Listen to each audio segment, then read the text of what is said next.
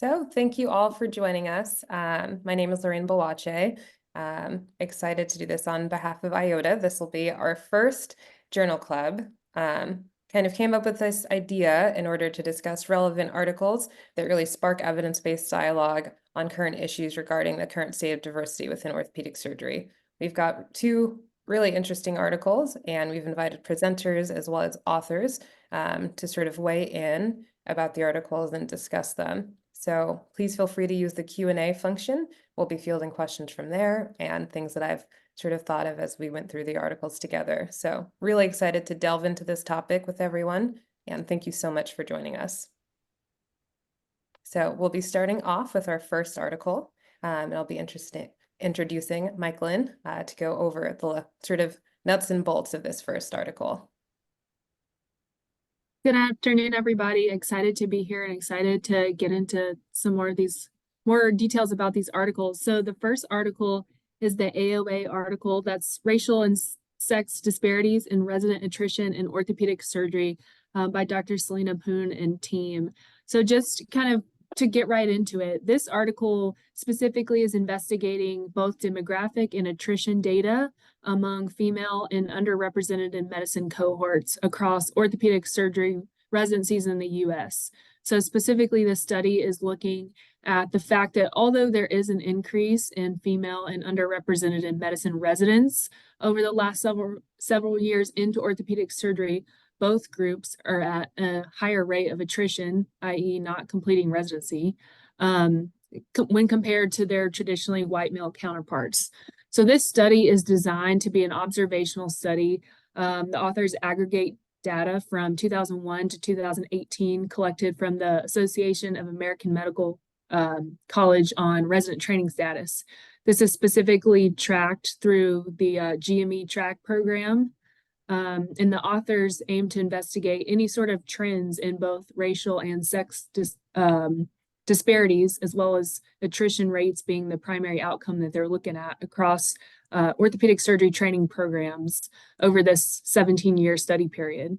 So again, the major outcome we're looking at here is attrition. They have two big categories that residents, they're evaluating any sort of attritional data, with the first being a withdrawal or dismissal from a program, whether that be changing careers or really any other reason under the sun, whether that's health, family issues, visa issues, military obligations, that includes involuntary dismissals or residents being fired, etc.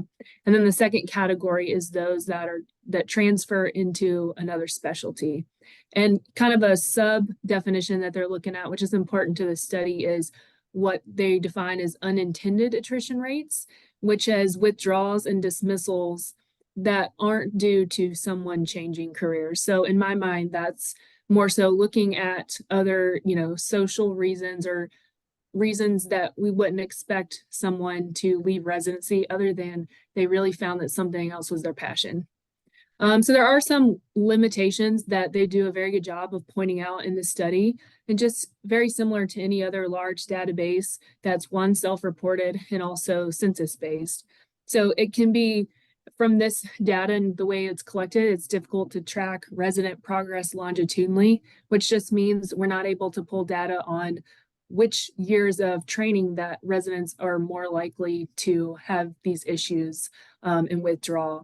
It's also harder to kind of separate the training programs that may have a 6-year program for an added research year, or those going into a prelim year, or those that may leave for a couple years of a GMO military tour and come back. So that's just something to keep in mind that can pollute the data just a little bit. But again, they do a great job in pointing that out. And then also through the GME track program, only about 80 to 95% of residencies in the U.S.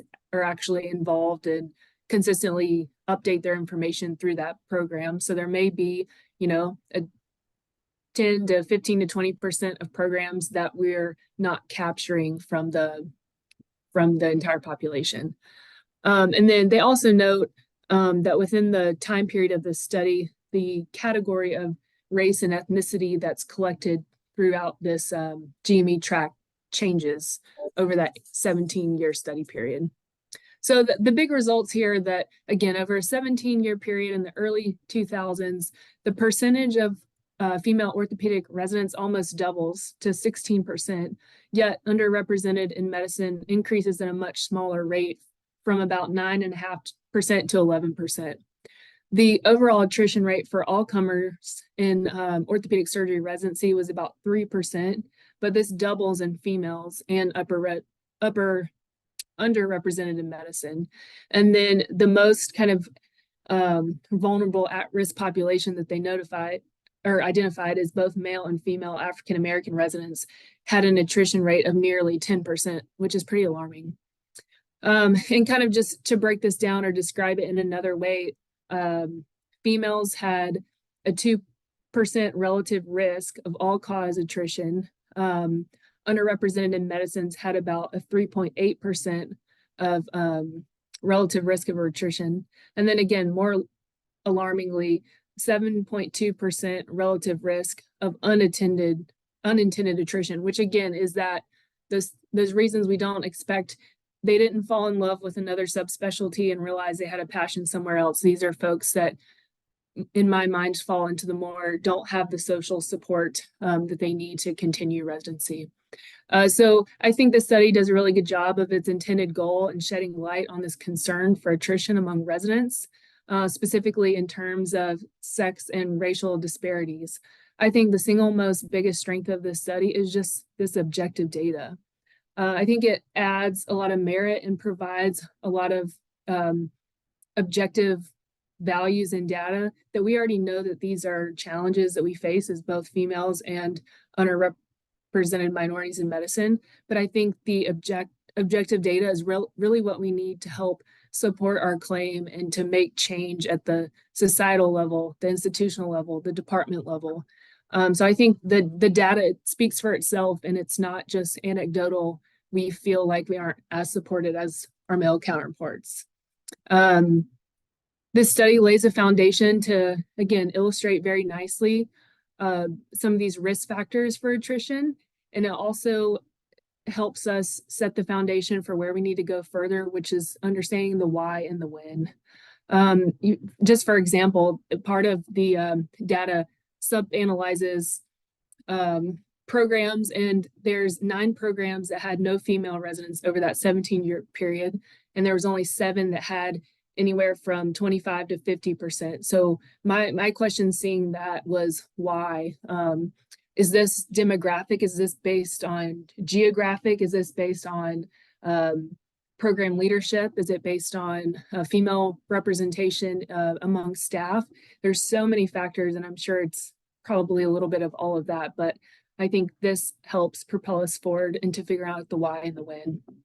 I also think this study is huge because it supports the stance that it's not the responsibility of the minority group to develop their response and their fight for inclusion. And I think when, again, data like this is what helps give other folks an objective reason to support what they already know to be true. So I think, again, this study demonstrates just the complexity of this issue. I think the first thing we have to do is realize that we have made progress, and that should be celebrated. Just, speaking a little from my personal experience, I'm in the military, but my department has 30% female staff. We currently have a female department chair, and the Army this year just matched 50% female incoming interns, which is unheard of, especially in the military. But I think this article illustrates that just like any big shift in cultural change, when we start to make progress, like increasing the number of residents that are female accepted into a program, it highlights other areas that we just haven't caught up to yet. So currently for us, we have to figure out how to better support these residents, better promote these residents, and better retain these residents into teaching faculty. These are the folks we're taking in that we want to fill leadership roles and teaching roles at academic centers across the country so that they can be that role model for the next wave of female and underrepresented minorities. I also think this article and the discussion does a great job of pointing out that these reasons and risk factors that we're still kind of trying to navigate and figure out. Again, one, it's complex, but two, these are all modifiable. These are things we can actively change. These aren't factors that we're just pointing out and saying, goodness, well, this is a risk factor, but there's nothing we can do about it. We can do something about every single one of these. And I think that includes mentorship, again, our faculty and leadership diversity, our academic and mental health support programs, with the goal, again, of fostering retention and promoting residents. So those are my thoughts, and I really think the strengths of this article, but I'm really excited to hear the thoughts from others. Thank you so much. That was a really extraordinary summation and kind of spark for a lot of the dialogue that we're to have. Thank you. I'll first turn it over to Selina and see if you have any comments to start. Otherwise, we've got some questions for you.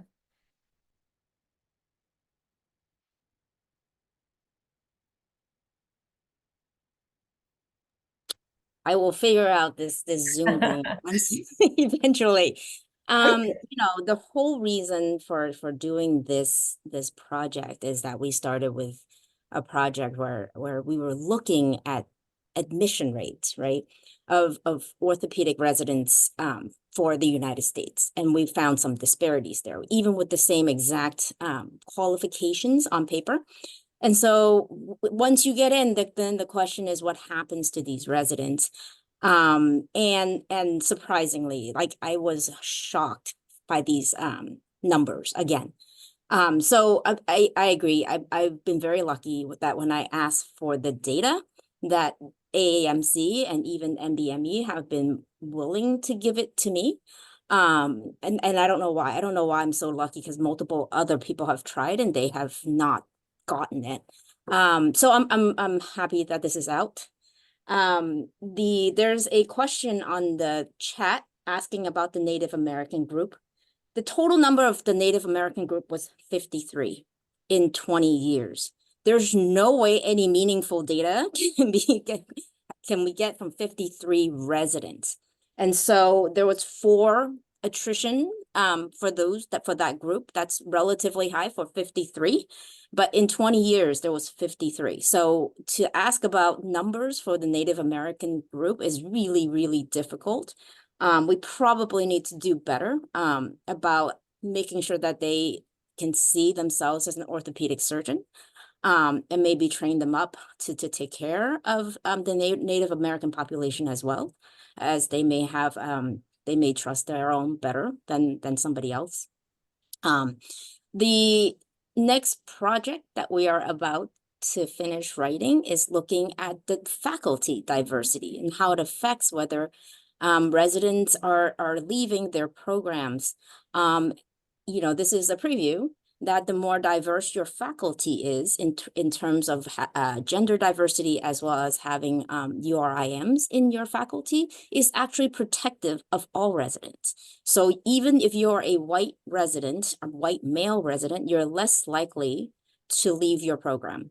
And so I think that speaks to the program itself and how inclusive it is.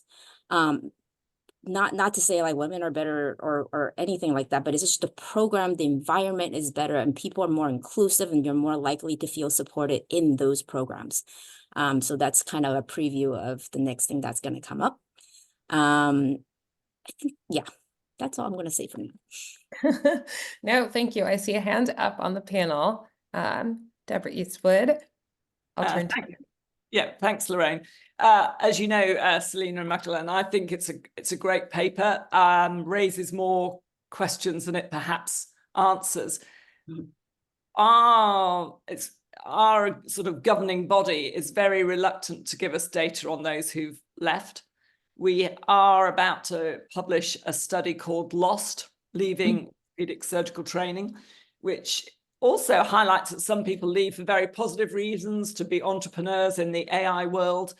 It's just that I think it would be nice if we could keep them in orthopedics at the same time as they were doing that sort of thing. What we are very aware of is that the reasons our residents give to their residency program director for leaving do not match what they tell their friends or their non-program directors or the lost project. So I suppose that's a slight drawback with yours, is that your study is that you're going on what the reasons you've been told or that have been written down. Completely agree. I wish you luck on your project, because I think that project is specifically asking for people who have already left and having them give their opinions and what happened, right? I don't know I mean, if hopefully there's very few, but that's a really hard recruitment project.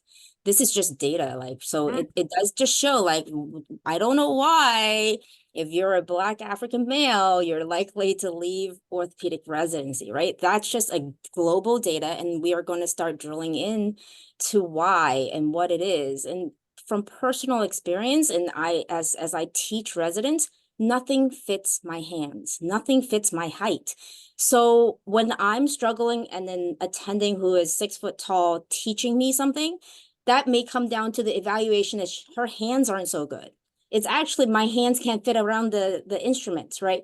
And so if you have to use my instrument when you're a 6 foot guy and operate at my level, then, you know, you're going to be not as good. So I actually raise I have a 3-step limit. So I will stand on 3 steps so that you can be comfortable operating. But beyond that, it's a occupational hazard for me. But right, people don't realize that, like, when things don't fit my hand, it's just not going to be that great. And so I make it a point to tell all my residents, like, look, this is my hand on this instrument. This is why it would be more difficult for me to use this. And so if you're dealing with residents with, like, who are different than you, maybe think about why it's more difficult instead of just saying their hands are not so good, right? So looking at the other perspective, I think, is important. And that goes beyond everything else that we do in addition to being in the OR. So that's huge. I think so much of it is understanding really for me, the most telling stat of the paper is that the stats for folks being accepted into ortho residency are the same. And so if something happens during residency, we are accountable for that. And I think there has been a lot of discourse and discord about whether that basic fact is true. And so much of how we adapt and think about residency recruitment and retainment comes down to if we think that everything, all else not being even, is in fact even in terms of aptitude, skills, what we've all been assessed on coming into residency. So I am incredibly appreciative of that work. I think a lot of it is kind of thinking next steps. You know, we have a lot of data from this paper. How does a residency, maybe one of the ones that had 0 African Americans or 0 women, how do they handle this data? What do we think kind of will change the tune for them going forward?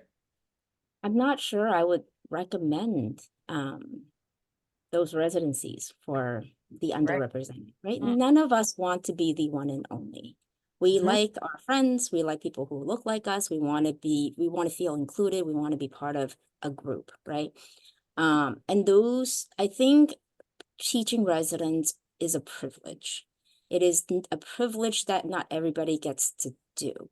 And so you need to show that you're able to support the residents, because I think any attrition for good, like, I guess for good, but for all the bad reasons, it's devastating for everybody involved, the resident, their family, the whole residency class, the attendings, and we're changing lives, right? These young men and women have been working toward becoming an orthopedic surgeon for 30 years, and then they change.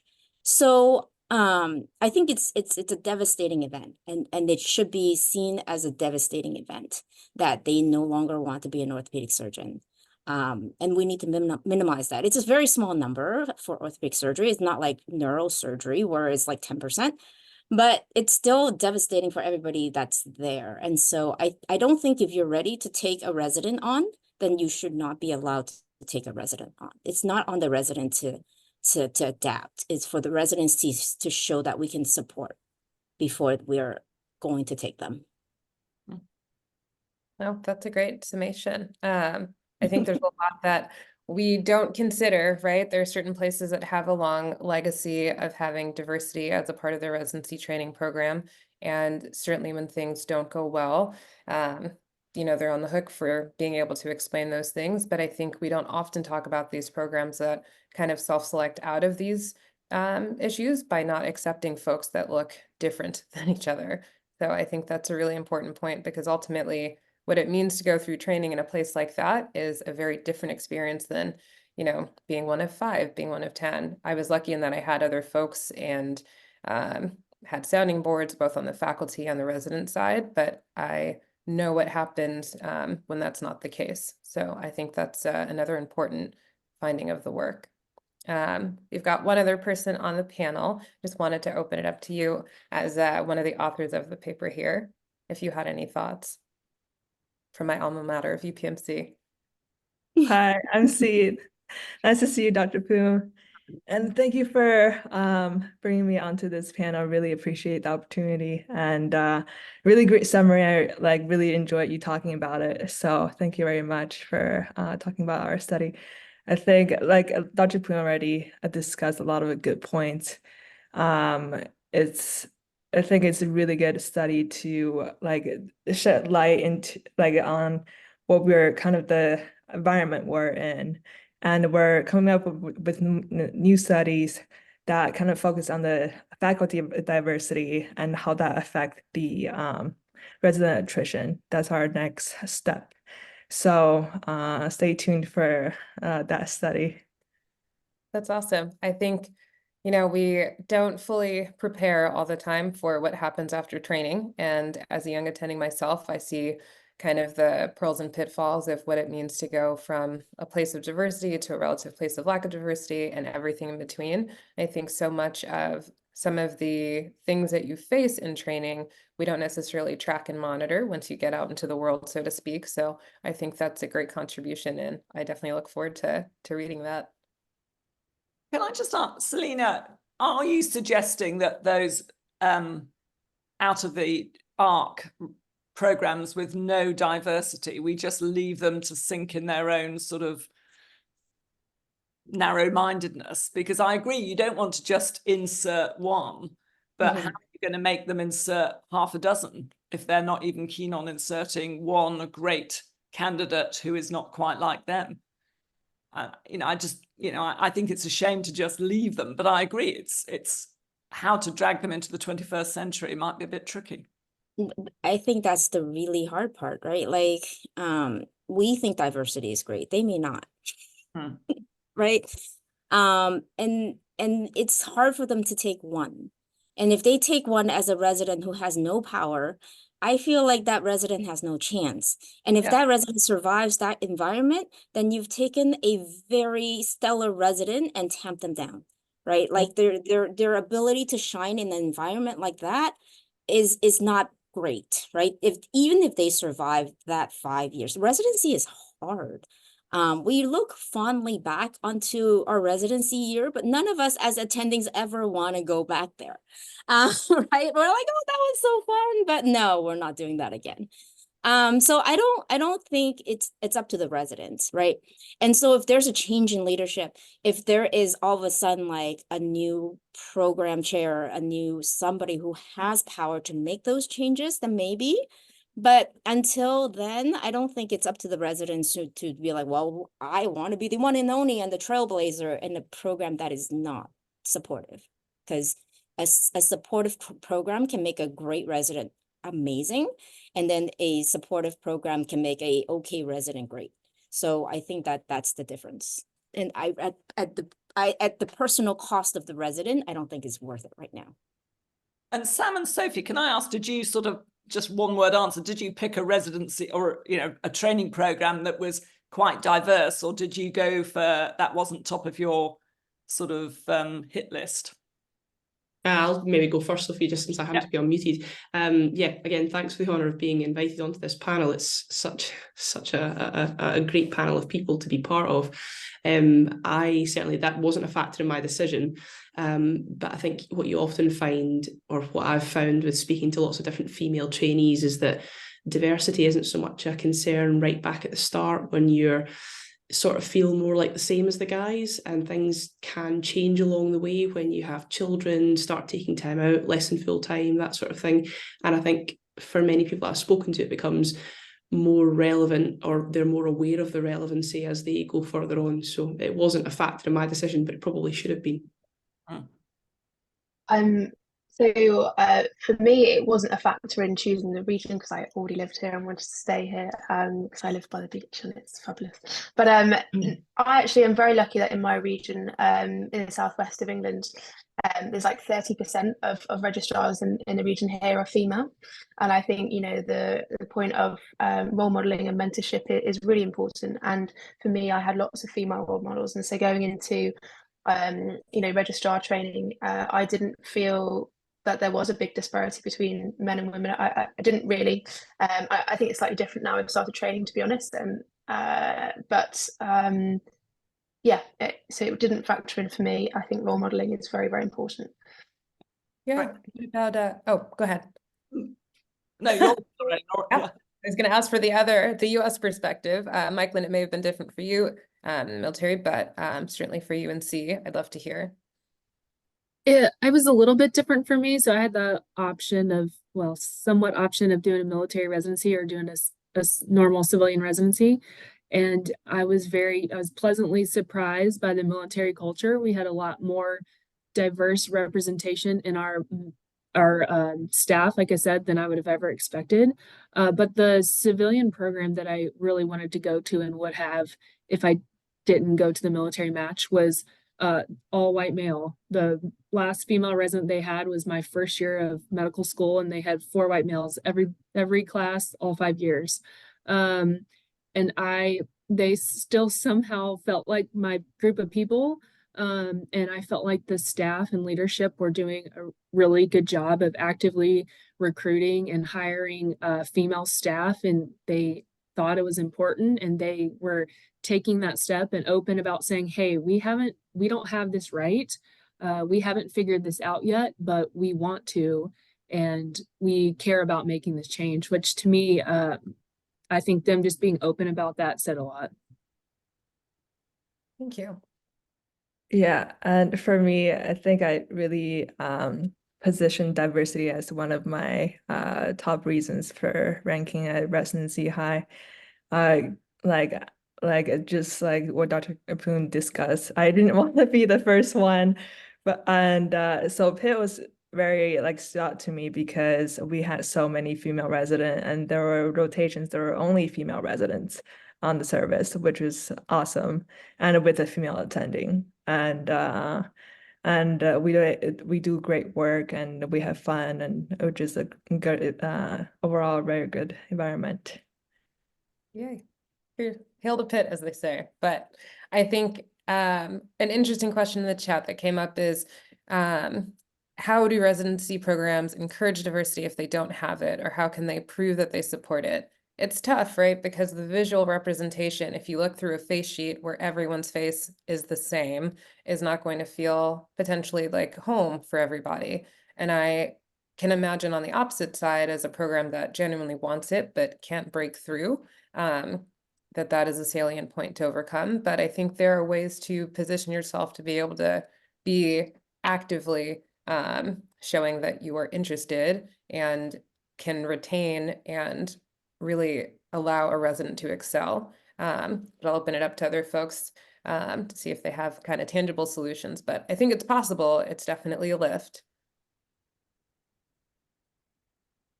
I think it's a lift. I think it's a lift that they need to be actively going to, you know, all these other groups at AAOS, right? Like they need to show up at these webinars. They need to go to Gladden and be active in Gladden, or I don't know what the UK version of Gladden and RJOS is, right? Like they need to have a voice in those groups, right? And they need to be like, hey, we need help. Can you help us? And there's so many people who's willing to help you with this. And with the internet, with emails, with phone calls, I mean, we're pretty much a global network of people. Like if you have a struggling resident, you can always reach out to somebody and somebody will help you. Sometimes it just is not a good match, but most of the time there's something that can be done. Absolutely. All right, we will take this pregnant pause to switch gears, and I will turn it over to our second article. We'll start with a little summation and presentation, and then we'll do the same sort of discussion, then circle back.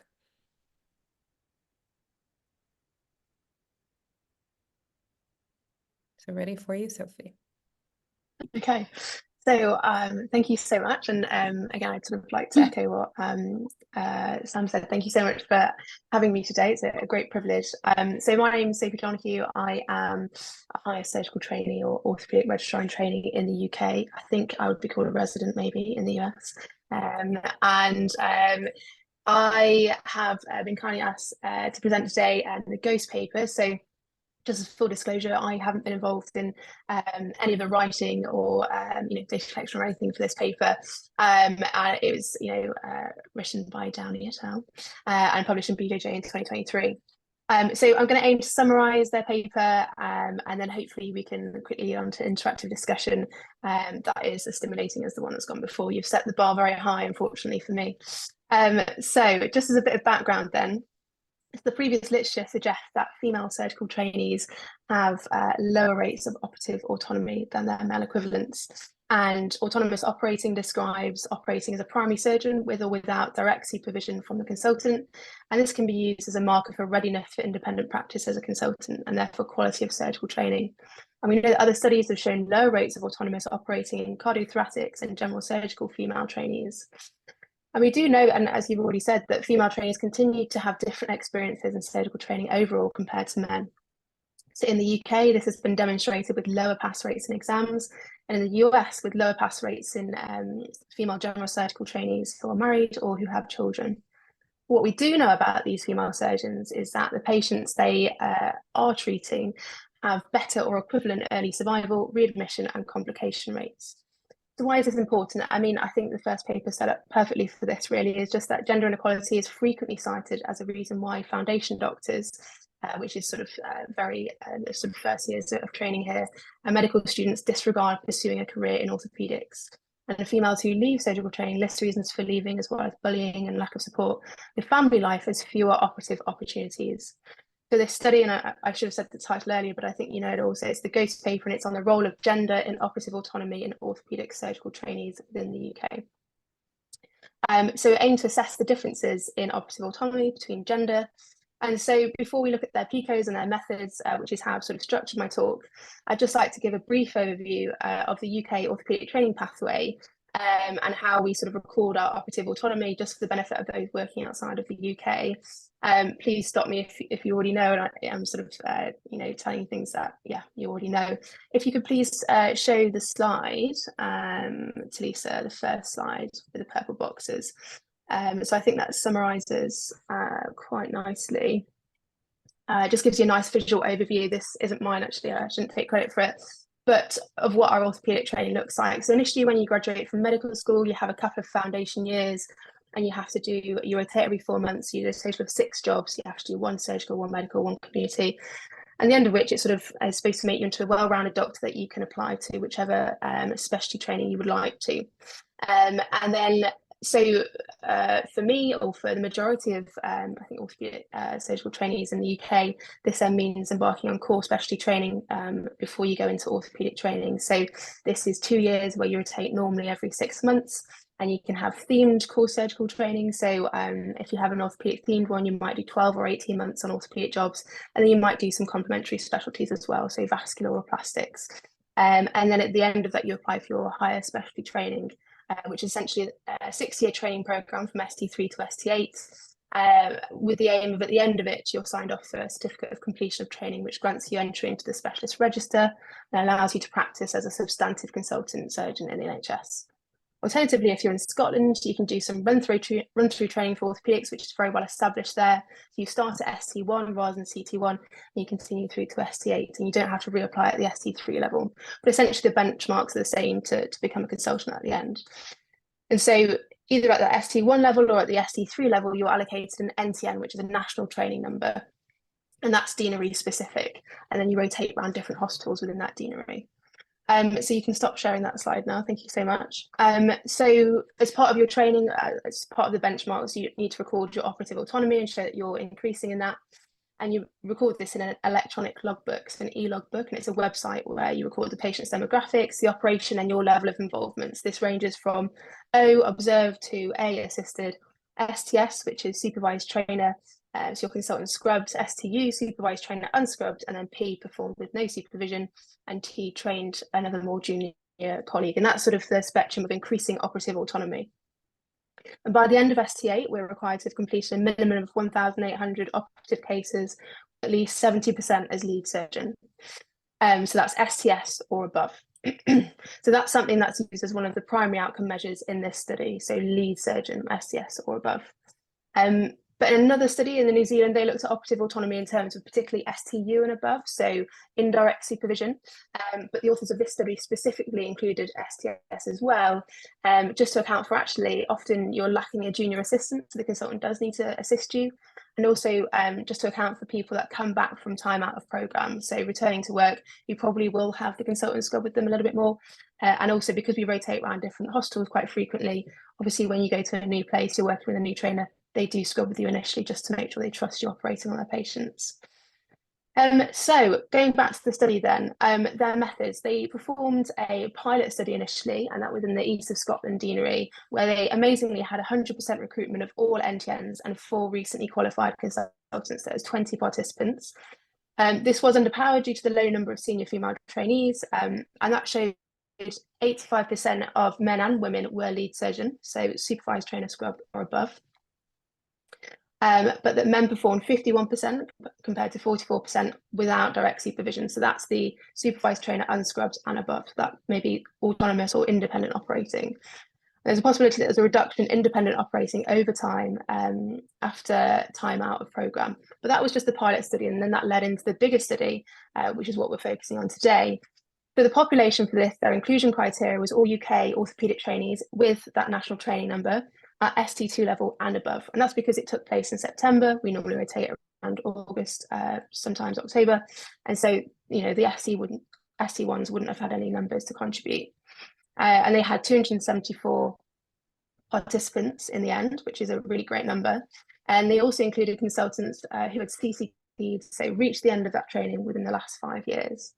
And for any CCT analyses, so we talked about that 1,800 number, they only included numbers from ST3 to ST8, which is what they use when it comes to end of your training to sort of assess you against. Exclusion criteria, so they didn't look at ST1s and they didn't look at non-NTN trainees essentially. And the intervention and comparator is quite obvious, it's gender, so it's female versus male. And the outcome, the primary outcome measure was percentage of cases as lead surgeon, so supervised trainer scrubbed or above. But they did also look at percentage of cases as independent operator or autonomous operator, which was supervised trainer unscrubbed and above. And they looked at these that were recorded on e-logbook. And they also did subgroup analyses of what they thought would be co-founders that may have influenced the outcomes. So they were on age, time out of programme, and previous orthopaedic training prior to getting your NTN. Their study design, it was a national retrospective case control study. It was collaborative, and participants were recruited via electronic mailing list through professional organisations. So the British Orthopaedic Association, the Trainee Association linked with that, Royal College of Surgeons of Edinburgh, and through training programme directors in the geographical regions. And participants completed questionnaires and then provided their exported electronic logbook. The statistical analyses were fairly straightforward, pretty bar and door, but similar to the first study that was discussed today, you know, I think the numbers really spoke for themselves, and there was so many operative cases, so more than like 250,000 operative cases in total. You know, the majority of statistical comparisons were statistically significant. So I think the authors emphasise, you know, the clinical significance and importance instead. So moving on importantly to the results. So as I said before, they had 246 trainees that were included and 19 participants who had completed their training. So they provided a complete logbook of across all years of training. And between the two genders, the groups were pretty comparable. So the mean age of 33, the median training grade was ST5, which makes sense. And the rates of time out of training and prior orthopedic training were similar as well. So overall, the data they received was over a 13-year period, with, as I said, over a quarter of a million operative cases, which is amazing. And if you want to show the next slide, if that's okay, this is a really nice graphic from the paper, which just shows, looking at the overall numbers, how operative autonomy changed over your training grade. So as your training grade increased from ST1 to ST8, your percentage of cases that you observed or assisted fell from 68 to 24%, which makes sense, and you'd expect that. And then cases performed as lead surgeon, so that's supervised trainer, scrubbed and above, rose from 32% to 73% in SC6, which then plateaued, interestingly, in the final 2 years of training, and it only went up to 76% at ST8. So why might this be? Well, the number of cases that you're doing your last couple of years are quite similar, and actually there's always going to be cases that the boss does, so really complex cases. And then interestingly, looking at cases as autonomous surgeons, so supervised trainer, unscrubbed and above, these cases rose from 8% to 42% from SC1 to SC8, and there's no plateau, which was interesting. So of those that had completed training and submitted a full logbook, their mean overall number of cases from ST3 to ST8 was 2,045, which is actually much higher than we expected. It's much higher than that 1,800 required to CCT. You can stop showing that slide now if that's all right. Thank you. But I think generating means or just stating means can miss out some of the figures. So actually, it's interesting that 22% didn't actually reach 1,800. So going to the main sort of comparator, and this is what the study was powered on. So gender and operative autonomy. So overall, male trainees were lead surgeon in 61% of operations, and female trainees were lead surgeon in 58%. So that's a 3% difference, and that's across all years of training. When you place this in the context of those 1,800 operations required to CCT, this equates to 54 more operations performed as lead surgeon if you're a man compared to a female trainee. And when they look specifically at those last 2 years of training, there was an even greater difference, a 5% difference in male trainees compared to female trainees, so 75% versus 70%. And when you plug that into the average number of cases over training, which if we go back to was 2,045, this equates to 102 cases difference between those two genders in the last 2 years of training, which seems like a lot. It seems like a lot. So, this analysis suggests that in the last couple of years of training, that might account for that overall gender difference. But it is important to note that the study wasn't powered for this sort of subgroup analysis. And the overall rates of autonomous operating were similar, actually, interestingly, between men and between women. So it was 23% overall versus 22% in women, so men to women across all years of training. And in the later years of training, so SC6 to 8, it was 36% for men and 35% for women. So actually a very small difference in comparison. And something that was mentioned in the discussion that I'm going to mention now is that I think it's important to note that since COVID, it's affected surgical training significantly. And it's estimated that 375 training cases are lost per UK trainee since 2020. And so you could infer that female trainees may be more likely to fall below expected CCT targets if they don't have the same buffer in terms of numbers. I do think this is something that's true to this day. We're still, not getting as many numbers as, if I was training 10 years ago.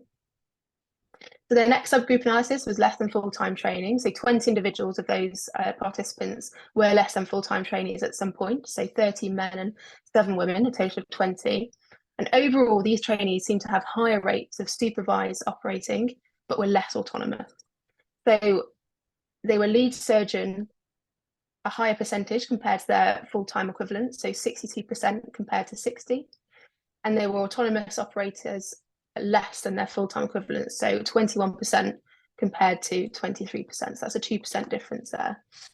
And then moving on to the next subgroup, so time out of program for any reasons. That might be to do a teaching role, to do a research role, maybe for parental leave or sickness, etc., or for other reasons. So of all participants in the study, there was 27% that had time out of program at some point. And 25% of all male participants in this study had time out of program, which is actually higher than I would have anticipated anyway. And I wonder if this is because perhaps men who have experienced what they feel is a different training experience compared to their male colleagues who didn't take time out of program, perhaps wanted to sort of submit their data to show the differences. I don't know. And there were 33% of all women that responded had taken time out of program at some point. So the median time taken out was similar between genders, so it was 1.5 years. And the commonest reason, again, was similar between genders. So it was like a research or teaching post across both. There was a lower percentage of time out of program for parental leave in men versus women, which I think you'd anticipate, so 8% versus 38%. But rates of time out of program for other reasons were similar between the genders. And there was a peak, interestingly, early on in training at ST3. So all trainees in this category had lower rates as lead surgeon and in operative autonomy. So they were lead surgeon 59% of time versus 63%. And their operative autonomy was 20% versus 26%. And there was a 7% difference in lead surgeon rates for men who took time out of program versus men who didn't take time out of program, which is pretty huge. And the difference was even larger for this category for autonomous operating. This was a 9% difference, so 28% versus 19%. For men that took time out of program versus men that did not.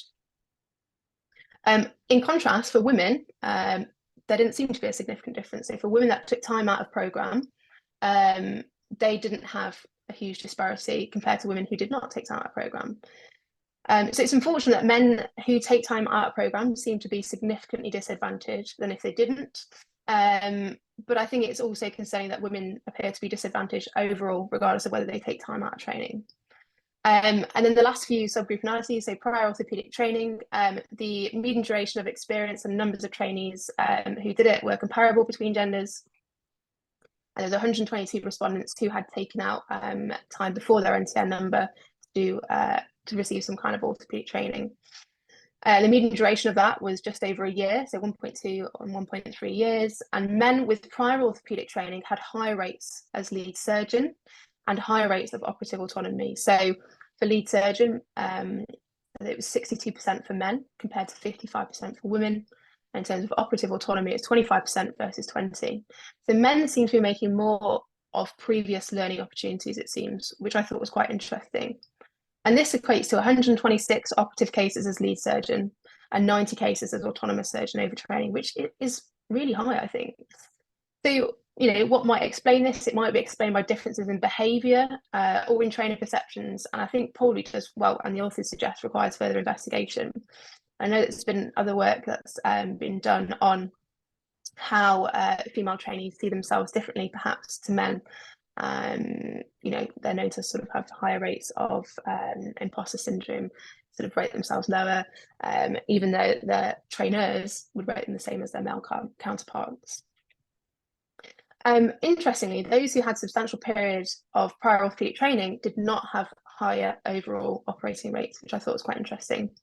And finally, the final subgroup analysis was direct route trainees. So this subgroup was assessed to see if there was a gender difference in autonomy with the confounders of time out of training, less than full-time training, and prior orthopaedic surgical experience not present. So I thought this would probably minimise any gender difference seen. And essentially, male trainees in this group had the highest rates as lead surgeon and as operative autonomy. So men were more likely to be lead surgeons, 62% versus 57%. So that's a 5% difference. And they were also more likely to be autonomous operators, so 24% versus 21%, a 3% difference. I think this is probably the most interesting subgroup. I think that what these figures are saying is that female trainees can expect a 3 to 5% difference in operating as lead surgeon throughout their training compared to men, regardless of co-founders. And when you place this in the context of the overall cases performed by trainees in this study, well, the mean number, 2,045, this equates to about 102 cases, which is massive. But again, it's important to note that the study wasn't powered for this subgroup analysis. So what were the strengths and limitations here? Well, I think this is a really interesting and important study. And it confirms, I think, probably what a lot of people had suspected. And they had a really great rate of response, I think. So 21% of UK orthopaedic trainees replied, and I really think that's very high. It seems that it tends to be quite representative of the trainee body in terms of demographics, etc. And I think the only way you'd get 100% is if you made it mandatory, which I think is sort of near impossible. I think probably the main draw. Sorry, can I just ask you to wrap up so we've got time for some discussion? Of course, yeah. Sorry. I think the main drawback is just that it's open to selection bias. We talked about, people who feel that perhaps their training's been different to other trainees, perhaps are more likely to respond. And the difference in gender may reflect differences in how cases are recorded. But I think it's a fantastic study, and it's very unique in that it looks at orthopaedic trainees in the UK. So yeah, shall we open up for some discussion? Thank you. Appreciate it. Sam, what were some reasons that you thought about kind of crafting a study that looks at this critically? Were there things that you were seeing, trends that you observed? Sort of how did this come to be? Yeah, so this was very heavily inspired by a paper that we reference from New Zealand looking at general surgery trainees, and they showed quite a marked difference in independent, so not supervised operating between male and female trainees. And one of the other co-authors came to me and we sort of agreed that we didn't really feel that this would necessarily be reflected in the orthopaedic population in the UK, so we wanted to look at it locally.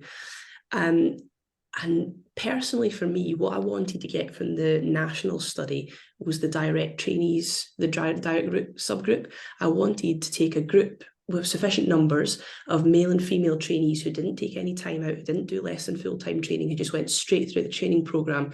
And I genuinely felt that group without any confounders in it would genuinely show no difference. I was a little bit surprised by what we found, although having done the pilot study and the study took a few years to do, I became less surprised as I learned more about the area. But for me, that was what I really wanted to investigate. It wasn't our primary outcome and it wasn't the powered part, but that was what I wanted to know. If you took away all the other things, did male and female trainees have the same number of operations? And I feel that this study shows that they didn't. Yeah, that is tough to bear out in the data. I think one interesting point that I thought about reading it, and actually is reflected in some of the chat questions here, were there differences in the kinds of cases that folks were autonomous in? Were there more complex ones? Someone used an example of carpal tunnel in an ACDF. I won't say which I think is more complex. But ultimately, when we think about what is something, as Sophie mentioned, a case that the boss might do, did we find that there was a big gender difference there, or how did that bear out? Well, we have the data, but we haven't actually looked into it because the numbers would have been so monumental. It would be a PhD project for someone who's interested, I suspect. But it's funny that this should come up because you remember all the outcry about the recent paper showing evidence of better outcomes in female surgeons, and what people, including several people very high up in professional surgical bodies in the UK, had said, males, had said, I wonder whether it's a difference in complexity of cases. Which I feel is a very easy thing to say. I would be surprised if there was a difference. And that was why we didn't just look at autonomous operating. We felt I didn't really care what you were doing without the boss present. I didn't feel that was reflective of your training as a whole. I felt that the number of cases that you were actually doing, whether or not the boss was present and scrubbed in, I felt that was more reflective of the training that you were being given. But it's also true that our 1,800 cases have to be spread across the breadth of orthopedic surgery. So you cannot get your 1,800 cases just by doing carpal tunnels. So you have to have documented a spread of orthopedic experience, and in each category you have to have shown increasing maturity during your training or increasing competency. So it doesn't quite exclude the fact that some groups may have chosen to only do the simpler cases in any rotation, but the results would mitigate that a little bit. The way we the way Sam collected the data would mitigate that. Yeah, I think that's a really interesting point. One of the questions here is kind of looking at how the choice regarding supervision or lack of supervision is made. Is that something that is a discussion, pre-op? Do you pick, with the attending, kind of who gets to do what? How does that decision get made? Is it formal, informal? Well, I'll maybe answer first. It'd be interesting to hear what maybe Sophie thinks about this as well. But certainly there are clear criteria about what you can log as a case that you have done or that the boss has done and you've assisted in.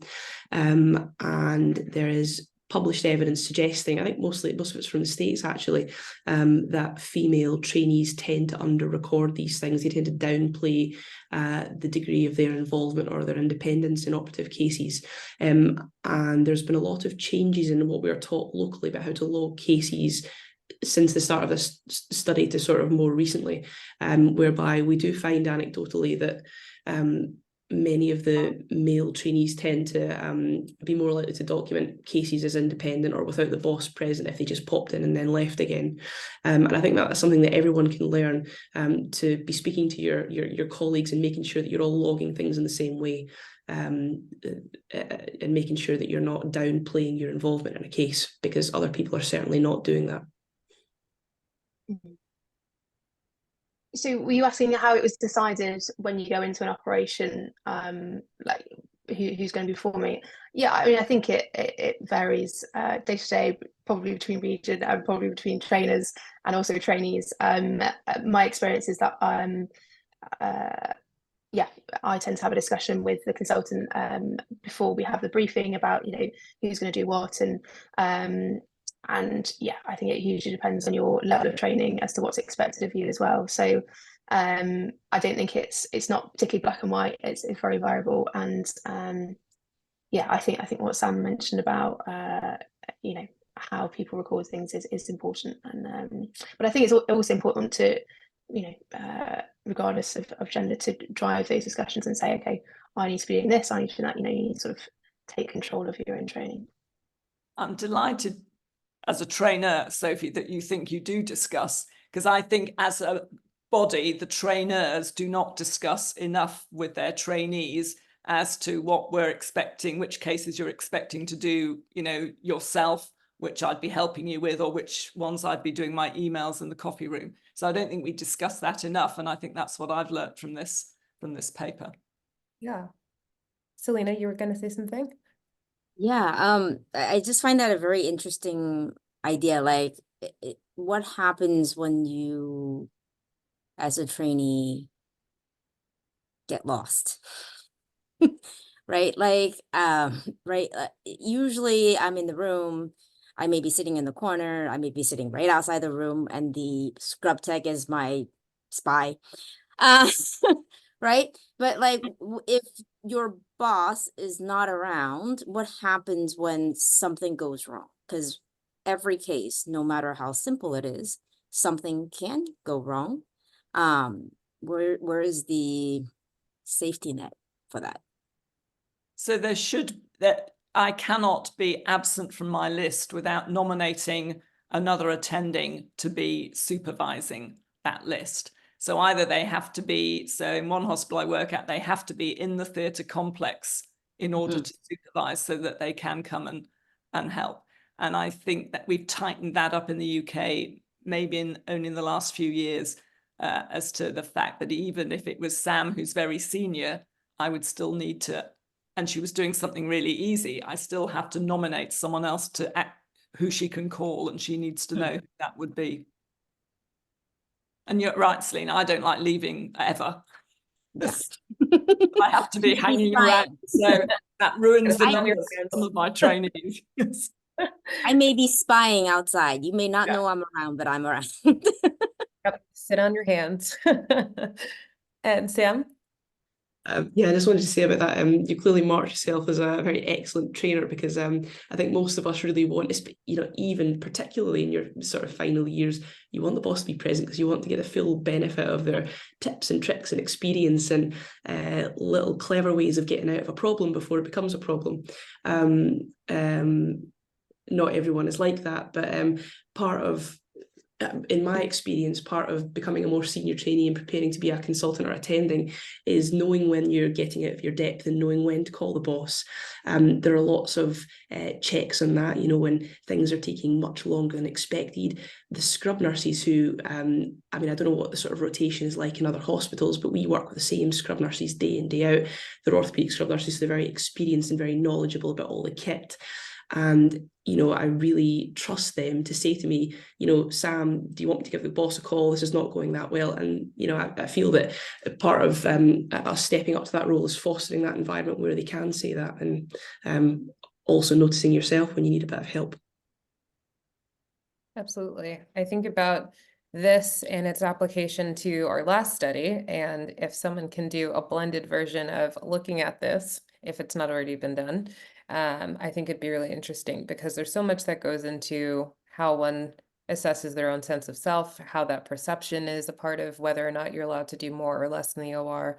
It really is multifactorial, but ultimately the goal is to have a crop of newly well-trained folks that feel like a part of the collective orthopedic surgeons. I think a lot of what IODA tries to do is, one, really allow people to understand what international kind of ties bind us together, and that, you know, although the systems may be different, the struggles can be quite similar, especially for people that are training.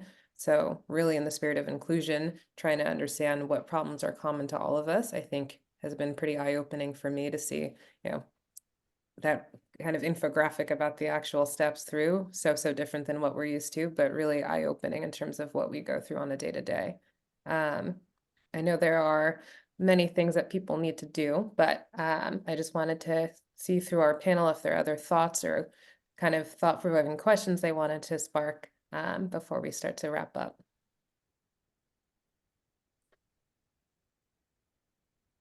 Now, I think the most interesting thing is, as Sam sort of pointed out, we don't really know whether it's a bad thing to have less autonomous operating as you leave. You know, maybe you should be grabbing, as she suggested, every opportunity to learn from someone else before. But then again, there's nothing like quite being on your own, you know, and feeling you've got to make that decision yourself. So I think the next thing really, amongst many of the studies that this has spawned, is to try and work out whether those change in numbers, difference in numbers between men and women, is really significant, or if it's just a number. And it's probably is significant, but I mean, we don't know that for sure. Yeah, I think Sam's got some more work to do for this next step here. Part 2 of this, well, maybe more than part 2 of the study. Any final thoughts, Selina? No, it's an eye-opening study, and I'm learning a lot about the UK system that I had no idea about. Love it. Well, yes, we've learned that you document your data much better than we do at the moment about the attrition rate, so we need to do better. There we go. We've all got more work to do, but I just want to thank I want to thank all of you for joining us, every one of the participants who spent some time to learn a little bit more about something that may have been a part of their training, or things that they look into hopefully experiencing for good as they come up in orthopedic surgery. But I also want to take a moment to thank all of the panelists here with me. I appreciate the time that you spent not only doing the work that goes into kind of tackling tough topics, but then also being able to speak about them and transmit a lot of the data and be able to really promote the evidence-based ethos for so much of the work that we need to do when it comes to diversity, especially in our field. So thank you all. It has been lovely getting to hear a little bit more about all of the opportunities that we have for growth. So till the next time. Thanks. Thanks. Bye now.